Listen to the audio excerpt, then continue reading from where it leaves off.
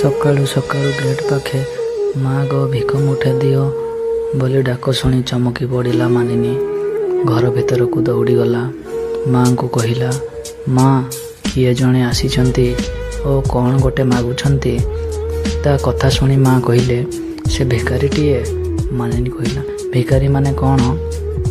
ମା' ଯିଏ ନିଜର ଆବଶ୍ୟକ ଜିନିଷ ଅନ୍ୟଠାରୁ ମାଗି ଚଳେ।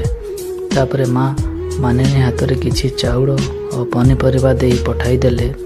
ଭିକାରୀଟିକୁ ଦେଇ ଆସିବାକୁ କହିଲେ। ମାନିନୀକୁ କିନ୍ତୁ ଭିକାରୀ କଥାଟା ଭାରି ଅଡ଼ୁଆ ଲାଗିଲା। କିଛି ଦିନ ପରେ ମାନିନୀ ଦିନେ ମାଆଙ୍କ ସହିତ ମନ୍ଦିର ଯାଇଥାଏ। ପୂଜାପୂଜି ସାରିବା ପରେ ମାନିନୀର ମା ହାତ ଯୋଡ଼ି ଆଖି ବନ୍ଦ କରି ଗୁଣୁଗୁଣୁ ହେଇ ଭଗବାନଙ୍କୁ କିଛି କହିଲେ।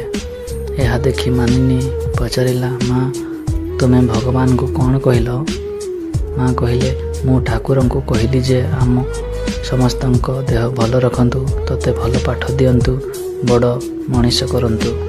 ଏହା ଶୁଣି ମାନିନୀ ସାଙ୍ଗେ ସାଙ୍ଗେ ପଚାରିଲା, ମା' ତାହେଲେ ତୁମେ ବି କ'ଣ ଜଣେ ଭିକାରୀ? ମା ଉତ୍ତର ଦେଲେ, ହଁ ରେ ମା', ଦୁନିଆରେ ସମସ୍ତେ ଜଣେ ଜଣେ ଭିକାରୀ। କିଏ ମନ୍ଦିର ଭିତରେ ମାଗେ, ଆଉ କିଏ ମନ୍ଦିର ବାହାରେ ମାଗେ। ମାନିନୀ କିଛି ବୁଝୁ କି ନ ବୁଝୁ ହସିଦେଲା। ସତରେ ନା, ଆମେ ସମସ୍ତେ ଜଣେ ଜଣେ ଭିକାରୀ।